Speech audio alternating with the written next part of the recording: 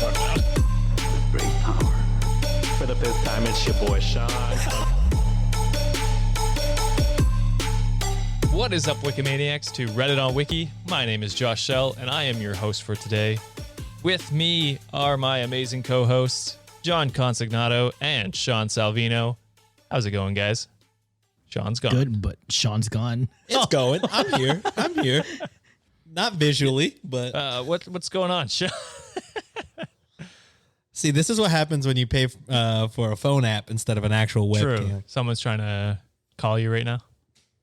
I tried to maneuver my camera so you could see the logo of Oh, he's doing a brand thing again. my barber's hoodie.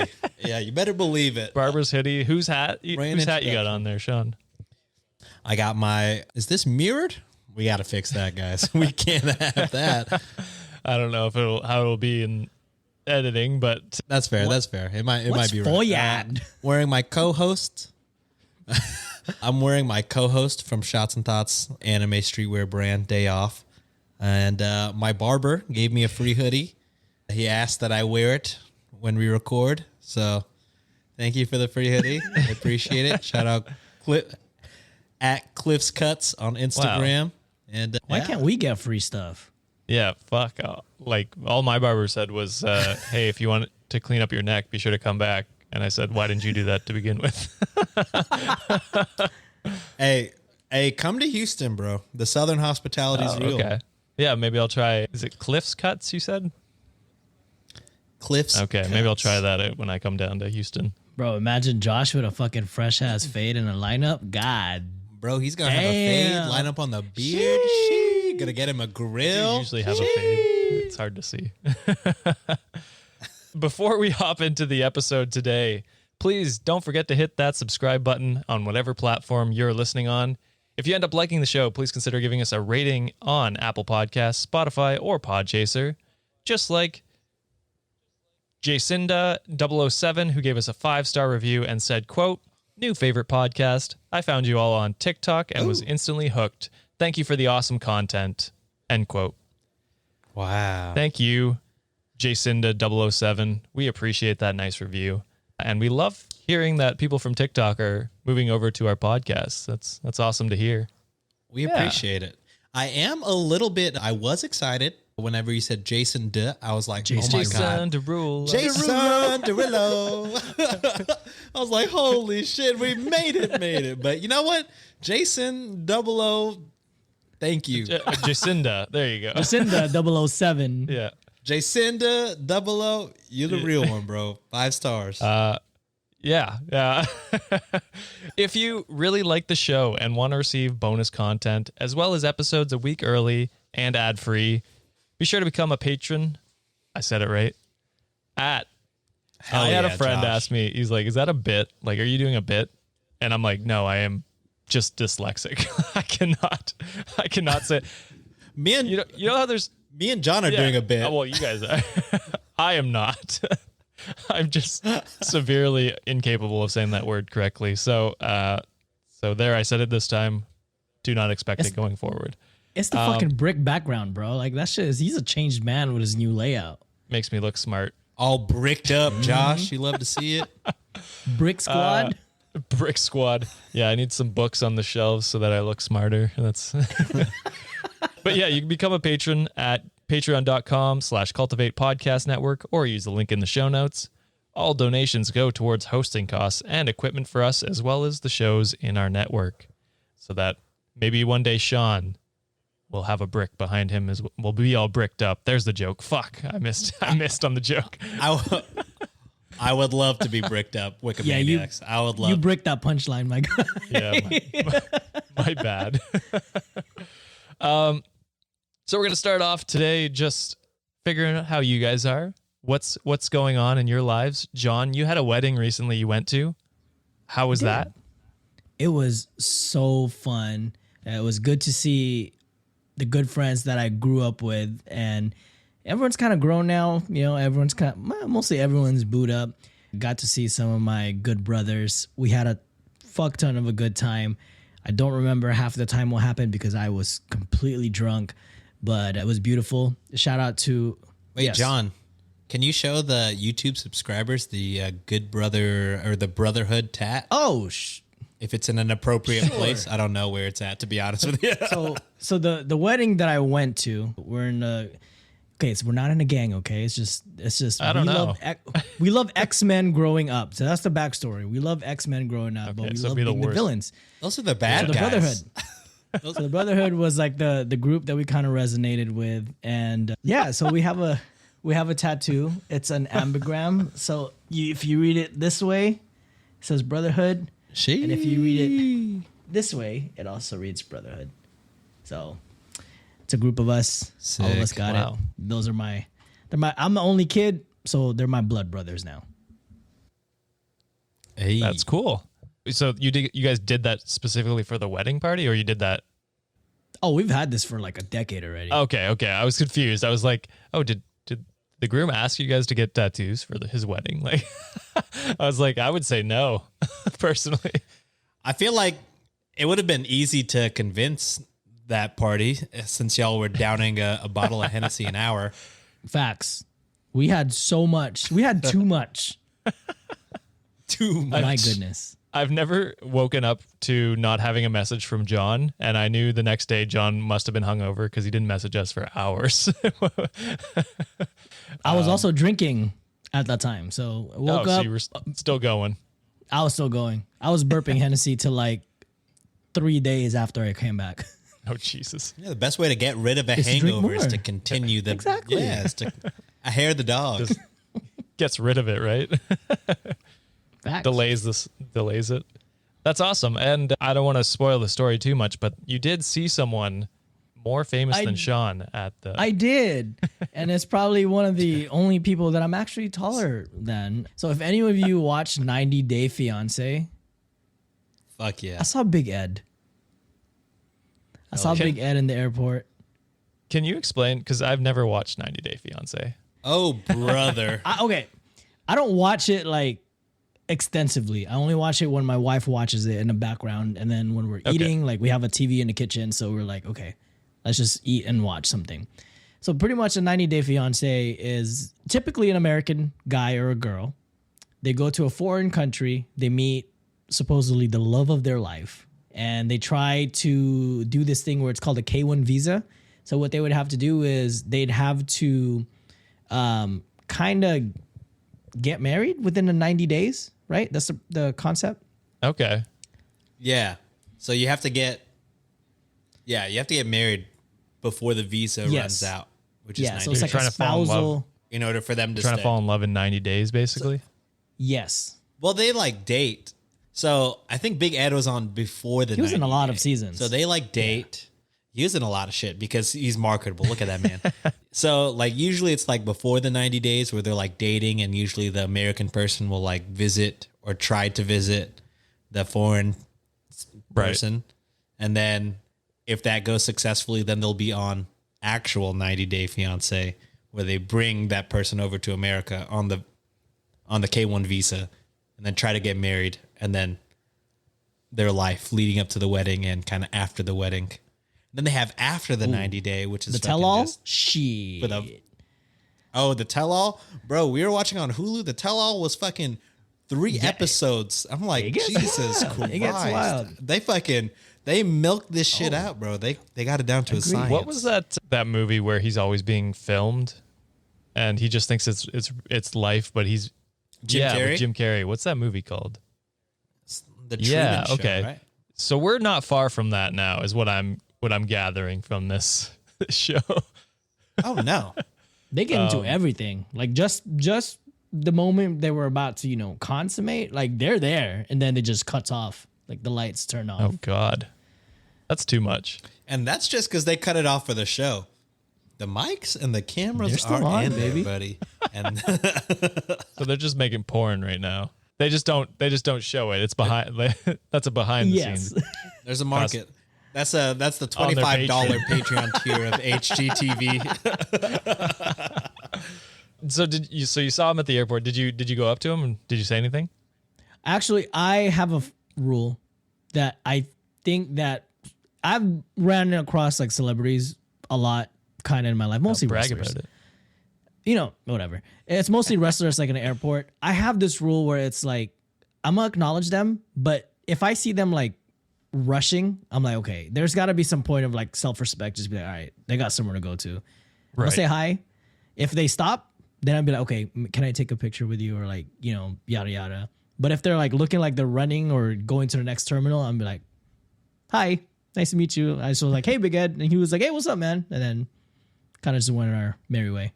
Oh, that's fair. Like restaurants, gyms, I hate that. Like if we were ever celebrities and someone like does that shit, like I'd feel like slighted in a way.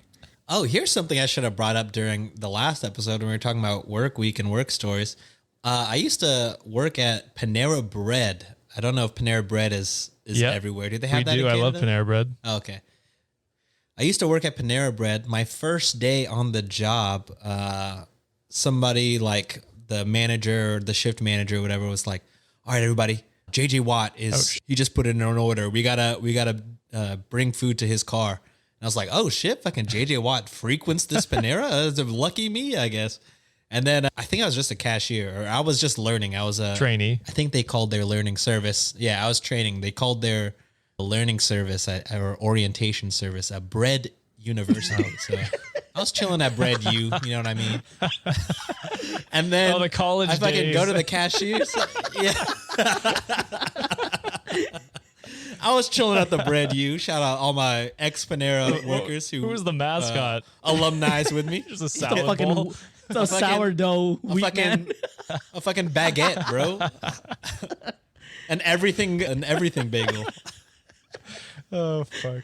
But yeah, I get up off my workstation at Bread University and I walk up to the cashier section, and then fucking 6 foot or whatever, giant of a man, JJ Watt, is just standing in the Panera Bread. I'm like, yo, we're supposed to deliver this to your car so you don't have to be like seen and shit. You're like, oh chill. shit, He was super JJ nice. Watt goes to my university.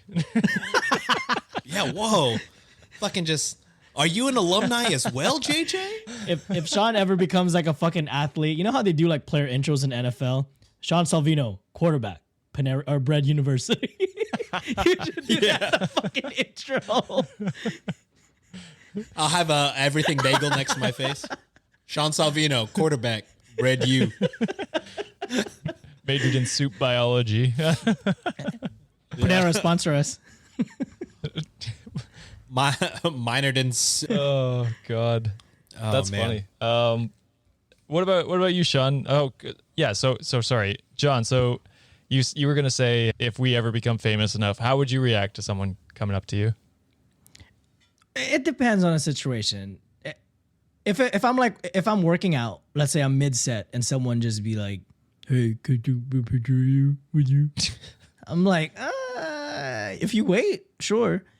Or like if I'm having dinner with my wife and we're at a restaurant, no. Oh no. But if I'm big leaguing in that scenario. If my girlfriend's there and someone asks me to take a picture, I'll be like, oh yeah, I got this. yeah, no, No? I'm not a Okay. fan of that. But if it's like if I'm at a store, sure, whatever. Like I think that's okay. But if it's like a moment where like I need concentration or I'm spending time with someone, or don't wait in front of my hotel too. That's a pet peeve of mine. Like all these entitled fans sometimes. Oh, we were waiting in front of the lobby of your hotel. Don't do that. Yeah. Oh, that's like a big It wrestling is. thing. John and I are big wrestling fans. They always complain about, I guess fans like figure out what flights they take and like what hotels Don't they're do staying that. at. It's creepy. The wrestlers are like, we're trying to travel and do our job. If you see us at a meet or greet, like when we're mentally in the mindset, like that's cool. That's wild. But like if it's 4 a.m. and you're at the airport, I don't want to see you. And I'm like, that makes sense. That fucking, of course Yeah. that makes sense. Didn't Jake Paul have that when he had the content house? There was a bunch of like fans outside their house because they knew where they lived. And so they were always blocking that street. Like that's too much. Okay, like I'm gonna use Kanye again for example. There's always this video that comes out where paparazzi at 4 a.m. He's like, "Good morning, Kanye," and he's all pissy. No one wants to fucking say hi to a paparazzi at 4 in the fucking morning. Okay, that's Dude, paparazzi That's just videos are rude. crazy. Yeah. Why is that not illegal? Crazy. just be respectful, guys. Honestly, And they have like Zoom. They have Right. they have cameras with some pretty awesome zooms. You don't need to be that close and like getting in the way of their vehicles and shit. It's But- wild. There's On the flip side with that though, like I've asked, let's say they're just be as nice as possible, and they ask, then I'd be a little more lenient. Because there are some times when like when I see wrestlers, sometimes I'd see them like, funny story, like there's this wrestler named Asuka, like I just happened to be standing next to her in Uber, like Uber line, and I was just like, oh my god, you're Asuka. I mean, she speaks Japanese, so we didn't really understand each other. I could have been like, hey, you're Asuka, holy shit. And then everyone would fucking know that she's right there. Right. But I just stood there and I was just like, hey, big fan. And then we just both waited in line. That's fair. It's you just got... I one time saw a Houston Texans player. I was getting cupcakes with my now wife. Cupcake And, you. yeah, Cupcake U, my graduate school. And when I was walking out with my cupcakes, I saw one of the Houston Texans walk in, and then not thinking, I was like, "Oh, could I get a picture?" And he was like, "Yeah, just let me like get my cupcake, and then I'll come outside." And then I was sitting outside, and I was like, "Actually, no, let's just fucking go." Like he's trying to get cupcakes with his girl or whatever. And then while we were leaving, I was like, "Oh, and the Texans fucking lost today, so he's probably this is fucking some guilt cupcakes that he doesn't want to take a picture with me. Of course Yeah. not." So I was like, "Let's just get the fuck out of here." He was That's by fair. waiting outside. Where the fuck is that guy? This is why I hate Houston. All the fans are fucking fickle. I feel, yeah, I've as someone who's never met anyone famous, I feel it would be weird to ask another grown man to take a picture with. You know what I mean? Right. Strange. Like I feel there's I mean, I don't blame people that want no. pictures, but like I feel you. I agree get with you. it, but I don't think I would feel comfortable enough to do it. It is a cool story that you can just be like, oh yeah, hey, I saw JJ Watts at my university the other day. Like, you know what I mean? I like this bit that we're going that Bread University was my actual school, which would explain why I'm a dumbass. But I have a bachelor's degree, Wikimaniacs. I'm not that. Your parents dumb. are like, Sean, you cannot become a lawyer if you go to Bread University. It's just a stepping stone, Mom. They have a great wrestling program. Just Oh wait. God. Yeah. So I don't know. I don't think I would personally ever do it, but I do get like, it is part of your job, quote unquote, to, make time for fans. It's part of your brand, building that up. True. So I get it, but at the same time, it's like people are just trying to live their lives. Get a cupcake, it's like- It's like no shot to... It's like no shot to fans, you know what I'm saying? I'm not saying just because you're a fan, you're like that. Yeah. Yeah. I'm just saying approach it like humanely as possible. Because put it in your shoes, like how would you feel if you were in a rush and someone keeps interrupting you? True. Or you were in a zone and someone keeps fucking like bothering you. That's just the situation I want people to feel. Hell, if I'm walking on the sidewalk and I see someone else coming the other way, I get annoyed. I'm like, fuck, now I have to go around them. And I'm a very, very, very introverted person. So I can definitely feel for these people. One thing I do want to get onto before we move on to my actual topic today, which is the Banana Republic, not the store, not the university either. All right. Right. Banana U? Yeah. So this is going to be a few weeks old now, but we did release a TikTok about maternity leave. I'm trying to remember if Sean was on that one. I don't think he was he? I don't think Did you so. watch that one though? Okay. I did. I watched Yeah. all of them, or at least all the ones I'm not in. Fair enough. You just hate watching yourself. I was there. You know what I mean? Fair. So basically the premise was the man wanted to know if he was an asshole for not taking night shifts when his wife was on maternity leave while he was at work. So he works during the day, comes home, and his wife is taking care of the baby 24/7, basically. She might get a small break after he comes home from work until he goes to bed, basically. And then he was wondering if he should do more because she was saying it was unfair. Can I go in? Can I go in on this? We surprisingly, No, I mean, go ahead. I was shocked at the response we got. We got about a 50-50 if you disagree with this, or like if you think he's the asshole, you're an asshole, and if you don't think he's an asshole, you're an asshole. It was a very polarizing comment section. Listen, we were going into that scenario. His wife clearly had an issue with how things were going, right? And you don't know, like your babies might have been perfect angels, never cried, slept all the time. And so if you're a mother who managed to do 24/7 baby watch and night shift, like, you know what I mean? And you were fine with that, more power to you. That's awesome. But this scenario felt a little different because she's clearly bringing up an issue, and we were just addressing that if he's not willing to, step in during some of the nights or some points during the night, then he's kind of an asshole, right? Like, that's your kid, 50-50. I don't care if you're off doing work, you have the obligation to take care of your kid. Now, like I said, some of the comments were very toxic. I do love the response. It's interesting to see the different response, but I don't know, the amount of people in the comments willing to allow their spouse to do the bare minimum was outstanding. There was way too many people just defending the bare minimum a husband can do to take care of their child. And it was sad to see, in my opinion. I don't know if you have any thoughts, John, because you were also in that clip. I'll let Sean go first. Okay. All right. Just real quick. I don't ever read the comments. I'm not connected to the TikTok. But I will say, everyone's entitled to their own opinion. Yep. Good comments or bad comments. You could disagree with us. I personally have no issues with that. I don't think the other two guys do either. But I will say every couple, they have their own thing. You know what I mean? If that's what works for you, that's what works for you. The issue is when you're like, this is what works for me, and if you don't agree, fuck you, buddy. Like, that's weird. That's big time weird energy. Like, I don't know, some couples, if that's how they get down, and that's like they like traditional husband-wife duties or whatever, and that's, if they're not harming anybody else, that's just the way they flow. That's how they flow. But I will say, like Josh said in the story, the wife brought up the fact like, hey, this isn't fair. Like, we should kind of figure something out to, make it easier. Because, yes, you're working and then you come home. I guess she's not working, but she's taking care of maternity the baby. Leave, right? And then that's a 24-hour thing. Yeah, maternity leave. That's a 24-hour thing.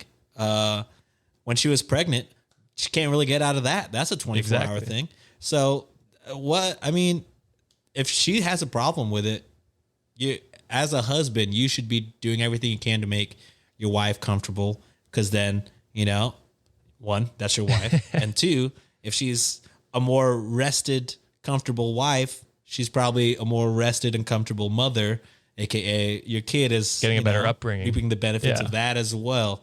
So it's like, I don't know, maybe don't be so judgy one way or the other. I know the whole aspect of am I the asshole is for us to be fucking the judge. Fair. And but we're only judging one person. We're not saying if you agree with this person, you're a fucking asshole. So like, I don't know. That's big weird energy. And vice versa. If you there were comments, to be fair, that were like, hey, I disagree. This is what worked for me and my husband. That's totally cool. No issues there. You guys do whatever, if your husband, some people were like, my husband works with big trucks, like he's driving all the time. Probably you want to go in on that? I was going to say, if there was one possible like edit that we can make from the statements that we made, is we should have taken into account that there are other types of jobs out there that is not office related. So I think we did in the actual episode. I just don't think I made it to the clip. That might be my bad. I don't remember that at all. So that's on us. Oh, that's on me to not remember. But yes, chances are there is going to be more dangerous jobs where it is more reasonable for one of the partners who happens to be the provider, from what it seems like, to get ample sleep otherwise it would be like their life in risk, or like risking anyone out there. But like what Sean alluded to, the 9 months that homegirl was pregnant, she was on 24/7. And the comments that kind of, I guess, rubbed me the wrong way were like some of the people were saying like, oh, why are they concerned about it? Childbirth is so easy, blah, blah, blah. Like, it worked for my husband and I. Like, we were good. I popped out like 5 babies. We didn't have any problem. But that's not I know how exactly it works. which comment he's referring to, too. For everybody, though. Like, you know, to some people, like, childbirth might be something as easy as, I don't know, easy for them. So crazy. But, like, could be, for some people, it could be traumatic. There's a thing called postpartum depression. Just because you didn't get it, my girl, my guy, whatever, like, you know, it's not a universal thing for everybody. Like everyone carries the load different. Just because it was light for you doesn't mean it wasn't like it's heavy for someone else. You know, that's just my take on it. Yeah. Yeah, for sure. It's wild that you have to even explain that childbirth is different for everybody. Like, of fucking course, you know what I mean? Like, that's crazy that, I mean, obviously we're 3 men. Like, of course we could be completely wrong, but I would just assume that there's a reason why people have like labor for like an hour and people have labor for like 19 hours, 24 plus hours. There's a reason why there's people that could do natural childbirth or people that need fucking C-sections. You know what I mean? I just imagine, women, correct me if I'm wrong, but I imagine every birth is different. I would assume that's probably a correct take. Yes. I would assume that's correct. Yeah. So it's like, why would you bunch all births into, and on top of that, every baby's different, right? So like you could have a perfectly fine, like childbirth, like nothing goes wrong. It's perfectly smooth. You're in and out 20 minutes tops. I don't know how birthing works. I apologize. But then you get back home and maybe the baby is just constantly crying 24/7. So you're not getting rest. Your husband's not getting rest. And it's just a cycle of, that's a difficult situation. It's maybe more difficult than yours. So we were coming at it from the point of empathy for the mother, where she went through this life-changing, body-changing, psychological changing experience. And as a husband, you have to be there to help not only provide for her, but to emotionally support her and support the baby when you need to take your 50% of the workload. And if you're saying, okay, I can't do nights, then try and figure something out. Have maybe your mother or your mother-in-law come in and have a few people helping out. If you have that family support, if you have that option, if you physically can't because of your job, then help your wife to figure out another solution where she's not getting stressed out, and in turn not stressing the baby out and just making it an all-around terrible upbringing. So I think that's where we were coming from, more empathy towards the baby and the mother. We might have been a little too hard on the guy. Could I add something with that? I was going to say, like, I don't think we completely dunked on the guy, though. That's the thing. No, we didn't. I think we said that, hey, good on you for being kind of like emotionally intelligent and saying that, hey, you do kind of recognize that it sounds asshole-ish, but again, contributing all those factors, and not to dunk on people who are like defending the bare minimum people, but from the scenario that this guy gave, he did sound like he wanted to offer a lot more than, not gonna say most men would, but a lot of people would in that scenario. So that was all. I was giving him so much props for that. Like, dude, the fact that you're aware, that you know that this is all going on, and you had the mental capacity to kind of, lump it all in together, that's good on you. That's the first step. Now you and your spouse need to communicate and find that happy ground, whichever works for you. Because you're a team. You got to work together for the rest of that baby's life. So make it work for your situation. Yeah, I don't think I could wrap it up any better. So that's perfect. No hate to anyone. We do appreciate the conversation. Just try and keep it respectful. And I'd say like 95% were respectful. There were just, you see the arguments in the conversation, so they're the ones that always pop up, right? So yeah, just try and keep it respectful and just know that, you know, everyone's life is different and everyone can, you know, has different needs and different wants. And just, you know, having different sides to an argument doesn't mean that the other person's an enemy. Yes. Be respectful or you're the asshole. Exactly. Yeah, and it does sound weird coming from the you're the asshole guys. But truly, we're doing this one to get like, you know, talk about, you know, some just real life shit and like learn from it as well. There are some assholes for sure. Yeah. But like also, you know, like this is mostly a comedic effort. You know what I mean? Like we're not psychologists. We're fucking digging Reddit. We're digging Reddit posts. You know what I mean? So it's like, take everything with a grain of salt. Yes, this is supposed to be conversational, but don't like get in like, there's no need to get in heated arguments. Don't attack others in the comments. Yeah. I mean, it does bring up the algorithm. So, you know, do what you need to do. But respectful. The negativity is be positive. Positive push that algorithm. P. So we're going to end off on that and go to our ad break before we get into the Banana Republic. Perhaps we'll see. Yeah, another TikTok update. No, Dude, we can always keep pushing the bananas, dude. We can keep pushing it if you want. Pushing B. all right, we're going to take an ad break and then come back. After the break, we're going to come back and talk about the Banana Republic. Again, not the store. The boxers. Fuck. The boxers. The university. All right, we are back. Welcome back to the, what do you call this? The Wiki section?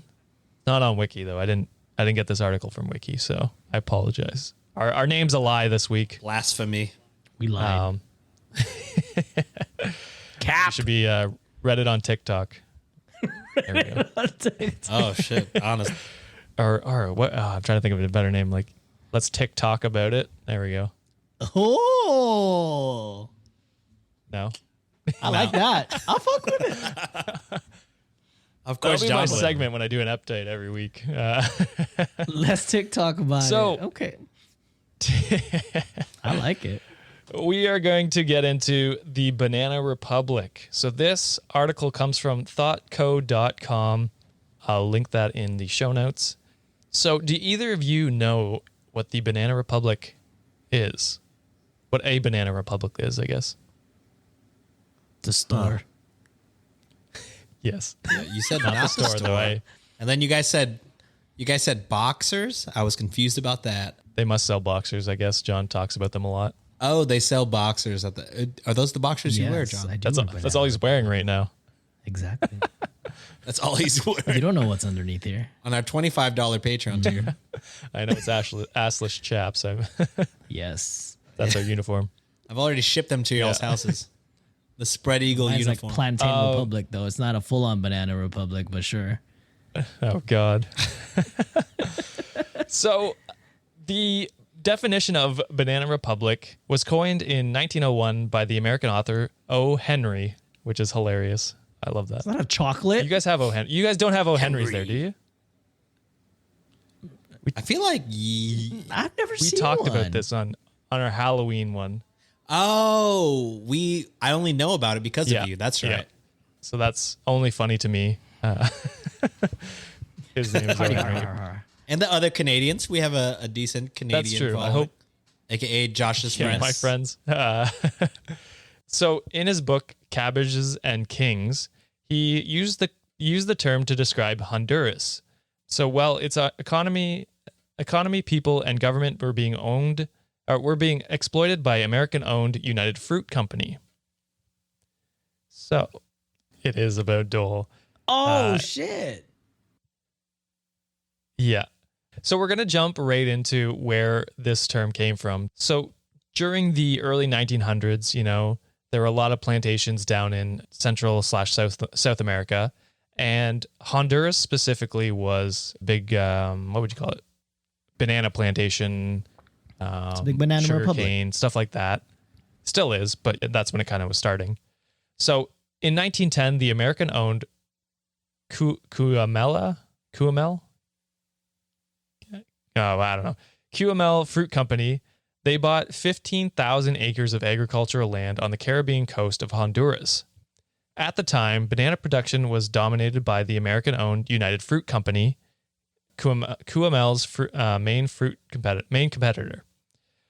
In 1911, QML's fruit founder, American Sam Zemurray, along with American mercenary General Lee Christmas, orchestrated a successful... Sick name. Mercenary? He's a mercenary, yeah. Holy shit. That's fucking Back when- sick. Back D&D. when Americans... Well, actually, they're still doing that in Ukraine, but back when Americans would just go to other countries and fucking shoot people. Do any of you guys watch the show Power? No. No, Can't make that joke. Okay. I Yeah, apologize. sorry. What shows do you watch, John? Power and Snowfall. Ted Lasso. Oh, God. Snowfall is the shit. What's Snowfall? Hell yeah. I live in Snowfall, so I don't want to watch about it. God. It's about cocaine. So these two Americans successfully orchestrated a coup d'etat that replaced the elected government of Honduras with a military government headed by General Manuel Bonilla, who was a friend of foreign businesses. So basically, they did this, and I'm going to get into that a bit, but they did this because the current government was friendly towards their competitor. So they were like, fuck this. We don't want to, we want to get rid of this guy so that he'll help us. So the coup d'etat froze the Honduran economy. The internal instability allowed foreign corporations to act as de facto rulers of the country. In 1933, Sam Zemurray dissolved his QML Fruit Company and assumed control of its rival United Fruit Company. United Fruit soon became the sole employer of the Honduran people and took complete control of the country's transportation, communication facilities, and communication facilities. So basically, this company then becomes the government. Damn. Yeah. So this, it had good and bad ups and downs to it. Basically, it was like, and this is just from memory of what I've read, but they ended up investing a lot in the trade routes. So infrastructure, as well as so roads and communication to these plantations and to trade routes. They really upgraded those. However, the rest of the country was just kind of in squalor, and because they basically own the government, they barely paid their employees. It was trash, just it's as if Jeff Bezos was owned America. I was which he gonna almost say. Yeah. So yeah, just low workers, little paid, lots of time worked, and just a terrible place to live. So the company's control over the agriculture, transportation, and political infrastructure of Honduras, the people began to call the United Fruit Company El Pulpo, or the octopus, because it had its hands in everything. It's Hydra. Wow. It's Hydra. That's kind of a cool ass name. Hydra. Hail Hydra. Today, Honduras remains the prototypical banana republic. While bananas remain an important part of the Honduran economy and workers still complain of being mistreated by their American employers, another product aimed at the American consumer has become a challenger: cocaine. Power and Snowfall, baby. It's all about Yeah. the cocaine. Yeah, these Gen Not Zs, saying I they don't- consume that shit. I'm just saying. These Gen Zs, they don't want bananas. They want cocaine to start their day. Because of its central location on the drug smuggling route, much of the cocaine bound for the United States either comes from or passes through Honduras. With the drug traffic comes violence and corruption. The murder rate is among the highest in the world, and the Honduran economy remains depressed. So, it is a depressing topic today. I could go into many of the other countries, because Guatemala, I'm blanking on the other ones, but there's a ton of ones that lived through the same situation, which companies like Dole, they were known. I think United Fruit Company became Dole, if I'm not mistaken. One of them did. Yeah, that's basically a banana republic. It's when a bunch of corporations or one corporation owns the government and controls it from basically doing whatever the people want it to do. Fucking capitalism, man. Hell yeah. That's my, what would you call that? Communist speech for the day.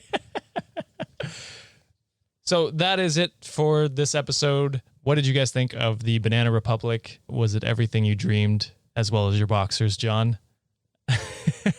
If you enjoyed this episode, please be sure to give us a like and subscribe to us wherever you get your podcast. If you really like the show, why not become a patron at patreon.com/Cultivate Podcast Network. You can get episodes a week early and ad-free. Most of our episodes a week early. The Am I the Assholes are still not a week early yet. We're catching up to try and get them there, but eventually they will also be a week early. All donations go towards helping the network with hosting, software, and all that other kind of stuff. So please consider becoming a supporter. With that being said, thank you, John and Sean, for allowing me to rant about communism and or capitalism for 15 minutes there. And thank you, Wikimaniacs, for listening to another episode. We will see you on Friday.